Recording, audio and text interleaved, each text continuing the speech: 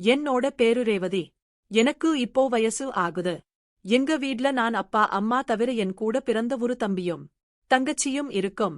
எங்க அப்பாவும் அம்மாவும் எங்களை கூலி வேலை பார்த்துதான் படிக்க வைக்கிறாங்க. எங்க அப்பா சம்பாதிக்கிற காசு நாங்க சாப்பிடுறதுக்கு தான் சரியா இருக்கு.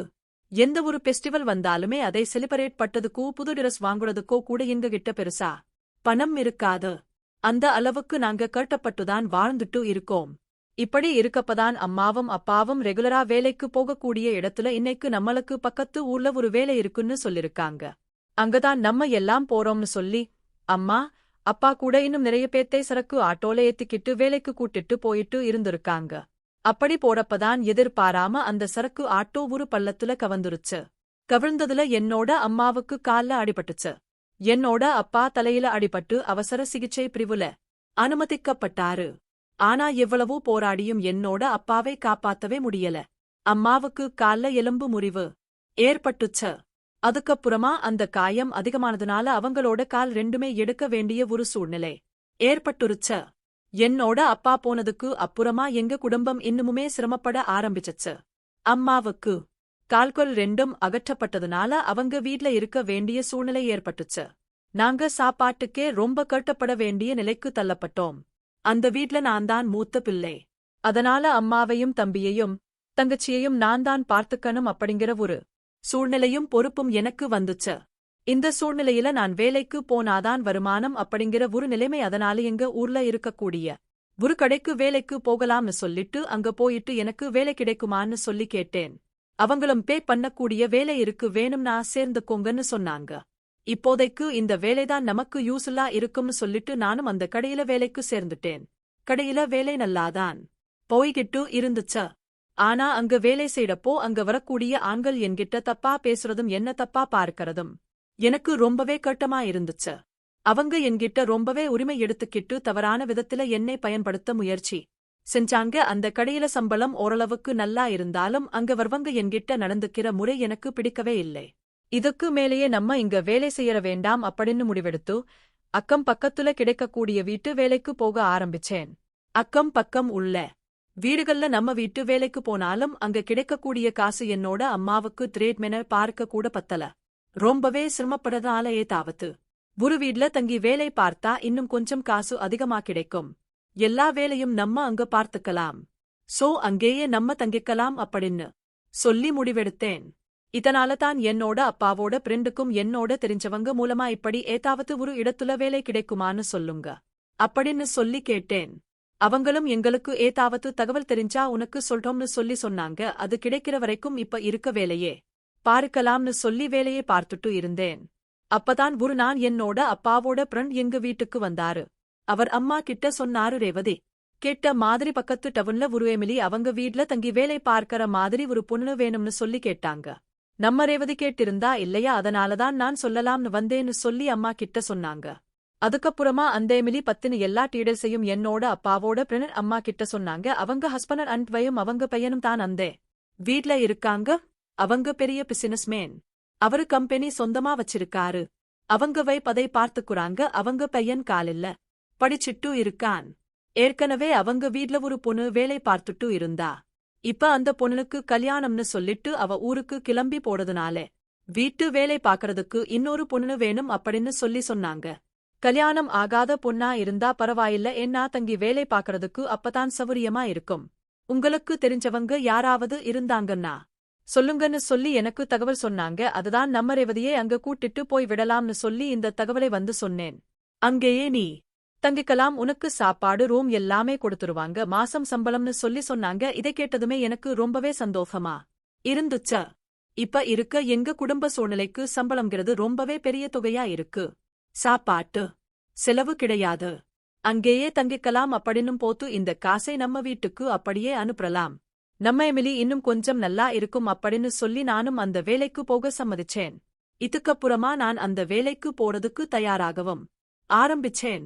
என்னோட டிரஸ் எல்லாம் பேக் பண்ணிட்டு அடுத்த நாளே அவங்க கொடுத்த அட்ரஸ்க்கு போகணும்னு சொல்லி பஸ் ஏறிட்டோம். போகும்போது என்னோட தம்பியும் தங்கச்சியும் அம்மாவை நல்லபடியா பார்த்துக்கோங்க, நான் மாசம் உங்களுக்கு காசை அக்கவோட்ல அனுப்பிடுவேன், எடுத்து நீங்க சாப்பாட்டு செலவுக்கு பார்த்துக்கோங்கன்னு சொல்லிட்டு போனேன். ஒரு பக்கம் வேலை கிடைச்ச சந்தோஷமா இருந்தாலும் குடும்பத்தை விட்டு முதல் முறையா பிரியறோமே அப்படிங்கிற ஒரு கவலையும் என்னோட மனசுல இருந்துச்சு. இப்படி கேட்டப்படக்கூடிய மில்லில எத்தனை பேர் இப்படி வேலை பார்க்கறாங்க.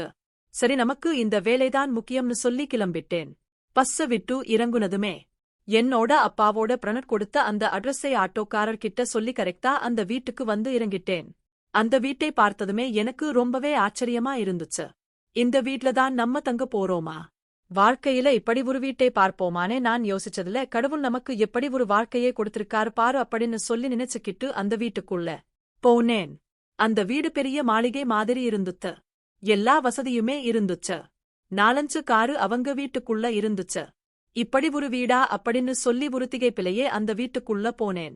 அங்க போனதுக்கு அப்புறமா நான் யாரு என்னன்னு சொல்லி கேட்டாங்க. நான் தான் புதுசா வேலைக்கு வந்திருக்கேன், ஊர்ல இருந்து அனுப்பி இருக்காங்கன்ற எல்லா தகவலையும் சொன்னதுக்கு அப்புறமா அவங்க எனக்கு ஒரு ரூம் கொடுத்தாங்க. அங்க என்னோட திங்ஸ் எல்லாம் வச்சுட்டு அதுக்கப்புறம் சமையல் கட்ல போயிட்டு என்னோட வேலையை பார்க்க ஸ்டார்ட் பண்ணேன்.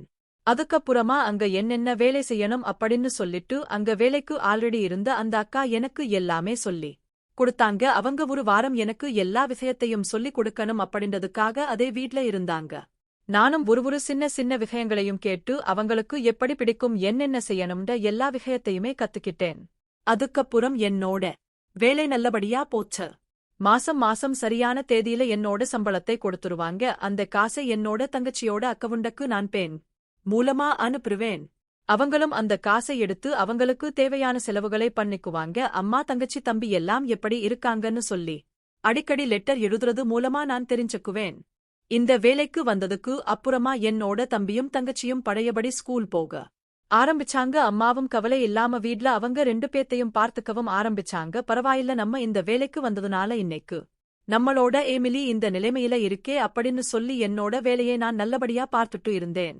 ஆனா அந்த வீட்ல இருக்கக்கூடிய முதலாளியும் அவங்களோட பையனும் என்னை பார்த்த அந்த பார்வைகள் எனக்கு தப்பாதான் தோணுச்சு. ஆனா என்னால இந்த வேலையை விட்டு போக முடியாது, இங்கதான் இருந்தாகணும் அப்படின்ற ஒரு சிச்சுவேஷன். அதனால அது எதையுமே கண்டுக்காம நான் என் வேலையை பார்க்க ஆரம்பிச்சேன். நான் வேலை பார்க்கிற வீட்டோட முதலாளியோட பேரு ஆனந்த, அவங்க பையனோட பேரு ரேவந்த். ஆனந்த முதலாளியும் ரேவந்த் முதலாளியும் எப்பவுமே என்னை பார்க்கிற பார்வை ரொம்பவே வித்தியாசமா இருக்கும். அவங்க என்ன முழுங்குற மாதிரி பார்ப்பாங்க. அந்த பார்வையோட அர்த்தம் என்ன அப்படின்னு சொல்லி எனக்கு புரியும். ஏன்னா நான் ஏற்கனவே வேலை செஞ்ச இடத்துல ஆண்கள் என்கிட்ட எப்படி நடந்துகிட்டாங்க அப்படிங்கிறது எனக்கு ஓரளவுக்கு தெரிஞ்சிருந்தது. அதனால அதை நான் கண்டுக்காமையே என்னோட வேலையை பார்க்கறதுலயே மும்மரமா இருந்தேன். ஒவ்வொரு தடவையும் ரேவந்த் என்னை பார்க்கிறது, என்கிட்ட பேசுறது எல்லாமே அவர் என்ன ஆசைப்படுறார் அப்படிங்கிறத மறைமுகமா என்கிட்ட சொல்ல முயற்சி பண்ணாரு. ஒரு கட்டத்துல நானும் யோசிக்க ஆரம்பிச்சேன், அவருக்கு என்ன பிடிச்சிருக்கு, நாமளும் அவரை விரும்புனா இந்த வீட்டுக்கு மருமகளா ஆக்கிடலாம். இந்த வீட்டோட மருமகள் ஆனா நம்மளோட வாழ்க்கை எப்படி இருக்கும்? ஒரு வேலைக்காரியா எவ்வளவு நான் தான் இருக்க முடியும்? ரேவந்துக்கு நம்ம மேல ஆசை இருக்கு, நாமளும் அவளை காதலிக்கலாம் அப்படின்னு சொல்லி நானும் முடிவு பண்ணேன். இதுக்கப்புறமா ரேவந்த் எப்பெல்லாம் என்கிட்ட பேச வராரோ நானும் அவர்கிட்ட சந்தோஷமா பேச ஆரம்பிச்சேன். அவரும் என் மனசுல அவர் மேல ஒரு காதல் இருக்கு அப்படிங்கிறத புரிஞ்சுக்கிட்டாரு. 2 பேரும் அதுக்கு அப்புறமா ஒருத்தர் காதலிக்க ஆரம்பிச்சோம். ஒரு கட்டத்துக்கு மேல ரேவந்த் நான் வீட்டு வேலைக்காரியா வாழாம ஒரு மகாராணி போல வாழணும் அப்படின்னு சொல்லி முடிவெடுத்தேன். அவரை காதலிக்கிறதா அவர்கிட்டயே சொன்னேன். அதுக்கப்புறமா 2 பேரும் பழக ஆரம்பிச்சோம். இப்படி இருக்கப்பதான் ஒரு நான் ரேவந்த் என்னோட ரொம்பவே அழுக்கா இருக்கு, வந்து குளியன் பண்ணு அப்படின்னு சொல்லி கூப்பிட்டாரு. நானும் எப்பையும் செய்த வேலைதானே, சரி பார்க்கலாம் அப்படின்னு சொல்லிட்டு அவரோட ரூமுக்குள்ளேன் பண்ணிக்கிட்டு இருந்தேன். ரூமுக்குள்ள இருந்த ரேவந்த் வீட்ல யாரும் இல்ல அப்படிங்கிறதுனால என்னை பின்பக்கமா இருந்து கட்டிப்பிடிக்க ஆரம்பிச்சாரு. உன் கூட தனிமையில இருக்க ஆசைப்படுறேன், எப்படியும் நம்ம கல்யாணம் பண்ணிக்கதான் போறோம், அதனால இப்படி இருக்கறதுல தப்புல்லை அப்படின்னு சொல்லி சொன்னாரு. நானும் ஆமா, நம்ம கல்யாணம் பண்ணிக்க தானே போறோம்னு சொல்லி அவரோட ஆசைக்கு சரின்னு சொன்னேன். ஏன்னா ரேவந்த நான் கல்யாணம் பண்ணிக்கணும் அப்படின்னு நினைச்சேன். அவரை கல்யாணம் பண்ணிக்கணும் அப்படின்னா அவர் கூட நாம உன்னா இருந்து அது மூலமா ஒரு கரு நம்மளோட வயித்துல வந்துச்சு அப்படின்னா இதையே சாக்கா வச்சு நம்ம அவரை கல்யாணம் பண்ணிக்கலாம் அப்படின்ற ஒரு திட்டமும் என்னோட மனசுல இருந்துச்சு. ஆனா அது தப்பு அப்படிங்கிறது அப்ப எனக்கு புரியல.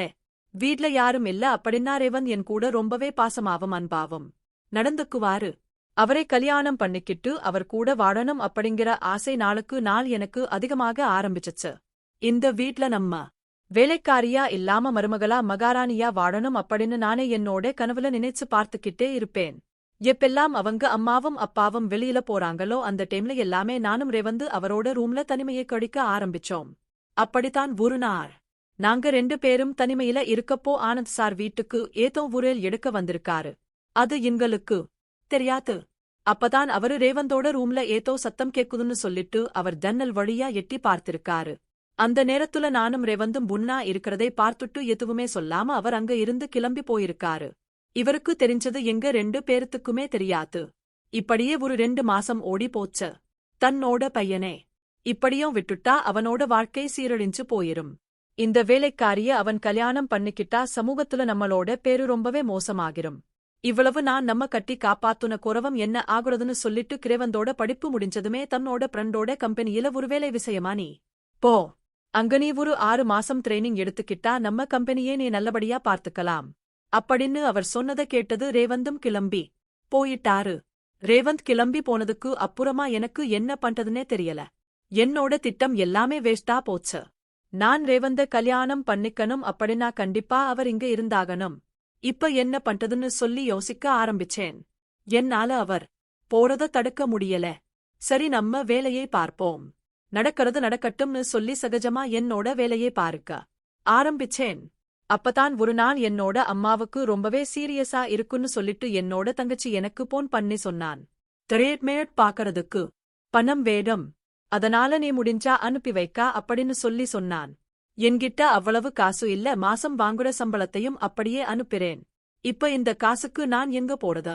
சரி நம்ம ரேவந்த் கிட்ட கேட்டு பாப்போம்னு சொல்லி வீட்ல இருக்க போன்ல ரேவந்த் அவரோட நம்பரை டயல் பண்ணி அவருக்கு கால் பண்ணேன். அட்டெனை பண்ணி ரேவந்த் பேசுனப்பதான் என்னோட அம்மாவுக்கு ரொம்பவே உடம்பு முடியலையா. அவங்களுக்கு ஹாஸ்பிட்டல்ல பணம் கட்டி ட்ரீட்மெண்ட் பார்க்கறதுக்கு என்னோட தங்கச்சி போன் பண்ணனே இருந்தா ஏதாவது ஹெல்ப் பண்ணுங்க அப்படின்னு சொல்லி கேட்டேன். அப்ப ரேவந்தும் நான் இப்பதான் இந்த கம்பெனில ஜாயின் பண்ணிருக்கேன், அதுவும் எனக்கு சேலரி கிடையாது, என் செலவுக்கே எங்க அப்பா தான் காசு அனுப்புறாரு. நான் வீட்ல இருக்கப்போ அப்பாவோட பேரோல இருந்துதான் எனக்கு தேவையான காசை எடுத்துக்குவேன். அந்த பேரோவோட சாவி எங்க இருக்குன்னு சொல்லி நான் உனக்கு சொல்றேன்.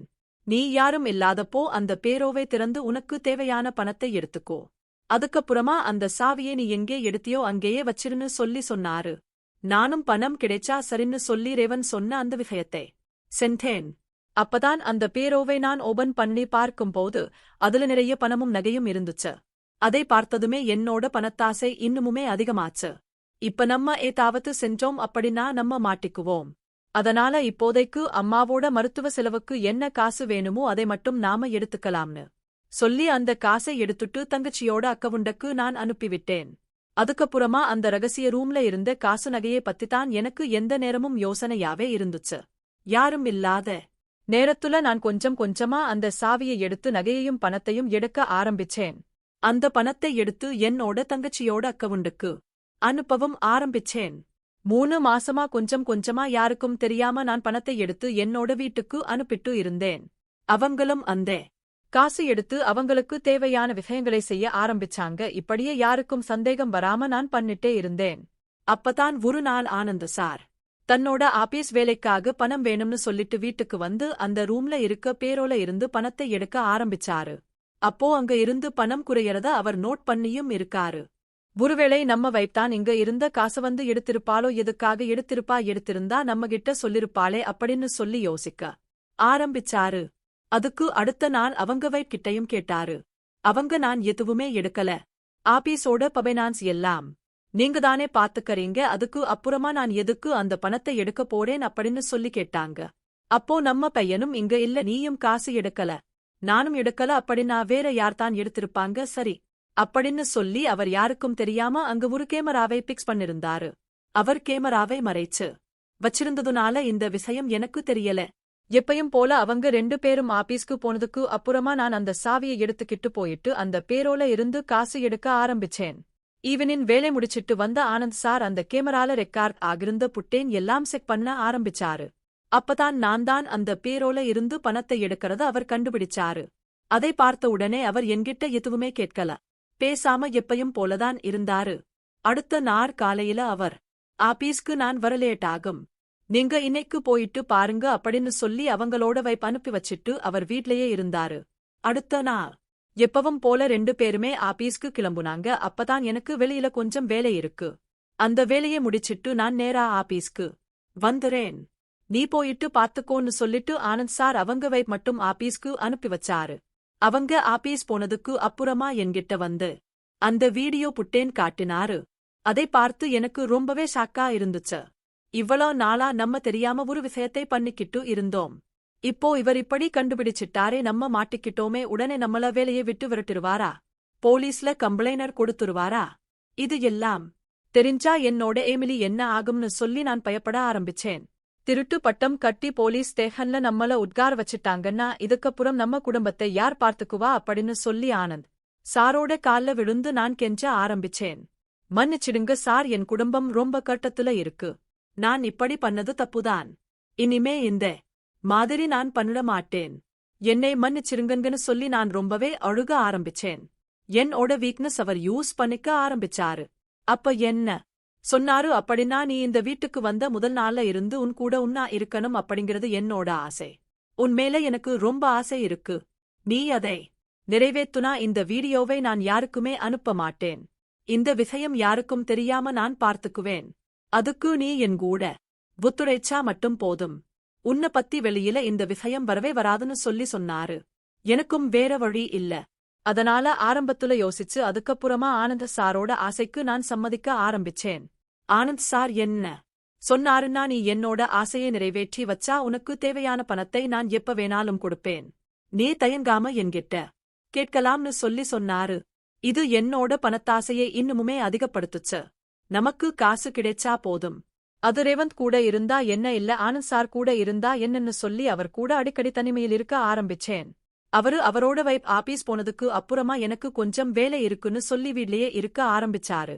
அதுக்கப்புறமா நானும் அவரும் தனிமையில் இருக்க ஆரம்பிச்சோம். எனக்கு தேவையான பணத்தை அவர் கொடுத்துக்கிட்டே இருந்தாரு. இதை வச்சு என்னோட ஆசை எல்லாம் நான் தீர்த்துக்கவும் ஆரம்பிச்சேன். கொஞ்சம் கொஞ்சமா என்னோட வீட்டுக்கு அனுப்பி என்னோட வீட்டோட பைனான்ஸ் சிட்டுவேஷன் இன்னுமுமே பெட்டராக ஆரம்பிச்சது. அழகு இருக்கிற வரைக்கும் தான் இவங்க நம்மள யூஸ் பண்ணிக்குவாங்க, அதுக்கப்புறமா நமக்கு இந்த பணமும் கிடைக்காது. அதனால இந்த வீட்டுக்கு நம்ம கண்டிப்பா ஒரு மருமகளாவோ இல்ல ஆனந்த் சாரோட வைப்பா இருந்தானாதான் நமக்கு இன்னுமுமே பணம் கிடைக்கும்.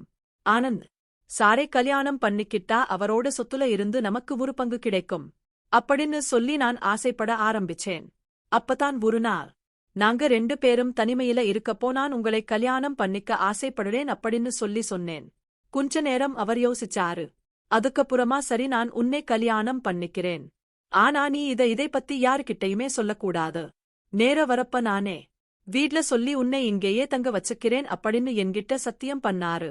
ரேவந்த விட அவங்க அப்பா ஆனந்த் சார் நான் கேக்குறப்ப பணம் மட்டும் இல்லாம நான் கேட்காத விஷயங்களையும் நிறைய பண்ணி கொடுக்க ஆரம்பிச்சாரு. அதனால நான் கொஞ்சம் கொஞ்சமா ரேவந்த மறந்து ஆனந்த் சார் கூட வாட ஆரம்பிச்சேன். இப்படியே போறப்பதான் ஒரு நாள் ஆனந்த் சாருக்கு ஏதோ பிசினஸ் மீட்டிங் இருக்குன்னு சொல்லி பெங்களூருக்கு கிளம்பி போயிட்டாரு.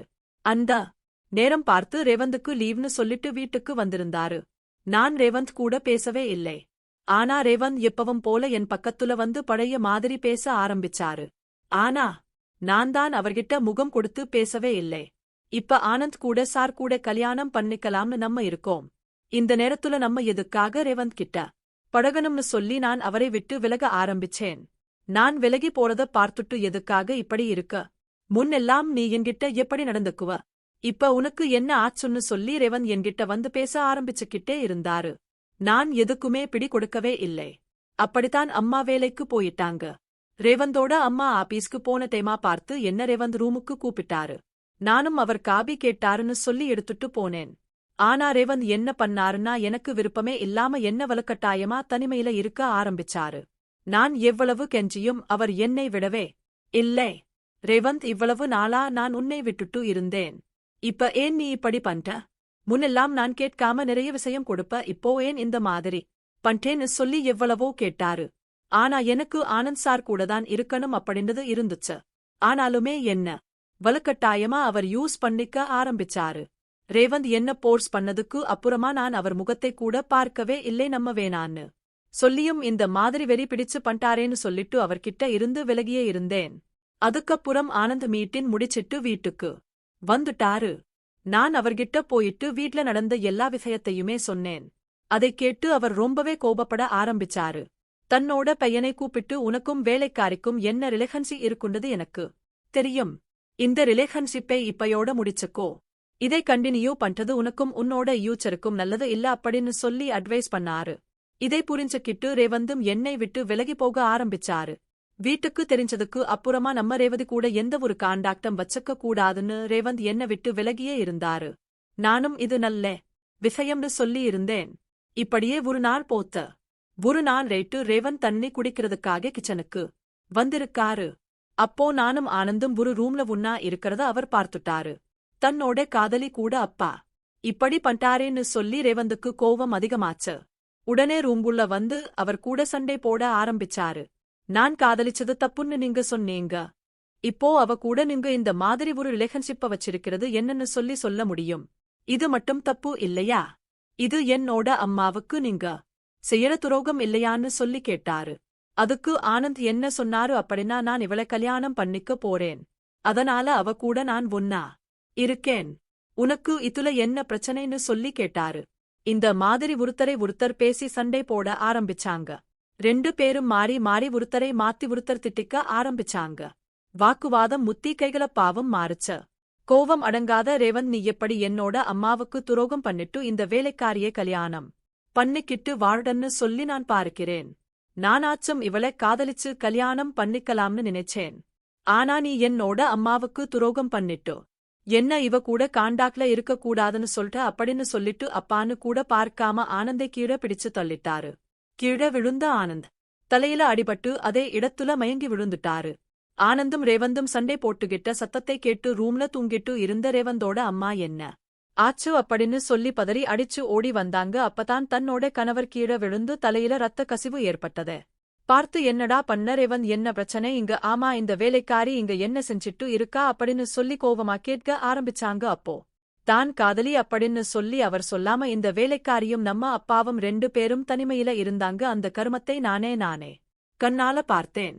ஏன்பா இப்படி பண்றீங்கன்னு கேட்டதுக்கு நான் வேலைக்காரியதான் கல்யாணம் பண்ணிக்க போறேன்.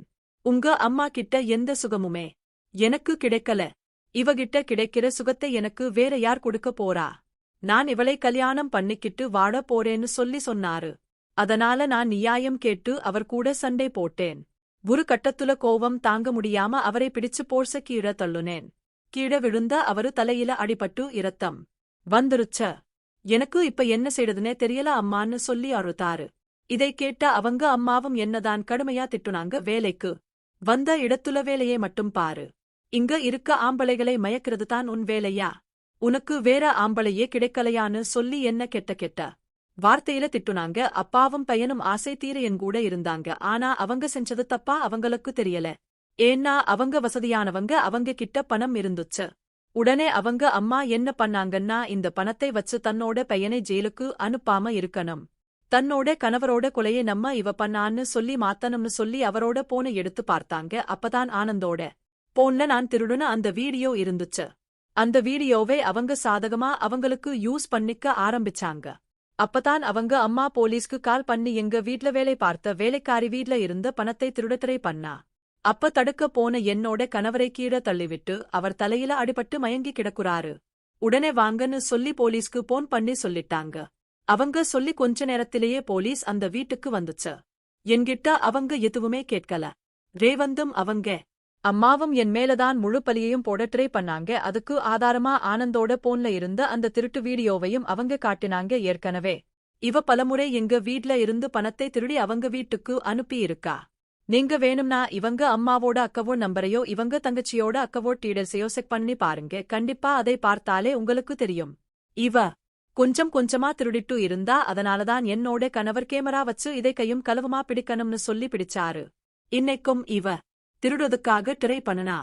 அப்பதான் என்னோட கணவர் இதெல்லாம் தப்புன்னு சொல்லி அவகிட்ட பேசிட்டு இருக்கும்போது நான் அப்படித்தான் பண்ணுவேன்னு சொல்லி என்னோட கணவரை கீழே தள்ளிவிட்டுட்டா. இதுல கீழே விழுந்த அவரு சுயநினைவு இல்லாம மயங்கி கிடக்குறாரு. இறந்துட்டாருன்னு நினைக்கிறேன். அதனாலதான் நான் போலீஸ்க்கு கம்ப்ளைனர் கொடுத்தேன்னு சொன்னாங்க. போலீஸும் இந்த பொய்யான கம்பளத்திட்ட வாங்கிட்டு என்னை அரெஸ்ட் பண்ணி அதுக்கு அப்புறமா கூட்ல ஆஜர் பண்ணி சிறையிலையும் அடைச்சாங்க. செய்யாத தப்புக்கு இன்னைக்கு நான் சிறை தண்டனைய அனுபவிச்சுட்டு இருக்கேன். ரேவந்தும் அவங்க அம்மாவும் தவறு செஞ்சும் இன்னைக்கு நிம்மதியா வெளியில வாழ்ந்துட்டு இருக்காங்க. என்னதான் நான் ரேவந்த காதலிச்சிருந்தாலும் அவரைத்தான் கல்யாணம் பண்ணிக்கணும்ன்ற ஒரு முடிவுல உறுதியா இருந்திருக்கணும். ஆனா என்னோட பணத்தாசையினால நான் அவங்க அப்பா ஆசைப்பட்டதுக்கு சரின்னு சொன்னேன். அது என்னோட வாழ்க்கையை எந்த ஒரு சூழ்நிலையில கொண்டு வந்து விட்டுருக்கு அப்படின்றது இப்பதான் எனக்கு புரியுது. புரிஞ்சும் என்ன பண்ண முடியும்? செய்யாத தவறுக்கான தண்டனையை அனுபவிச்சு தானே ஆகணும்.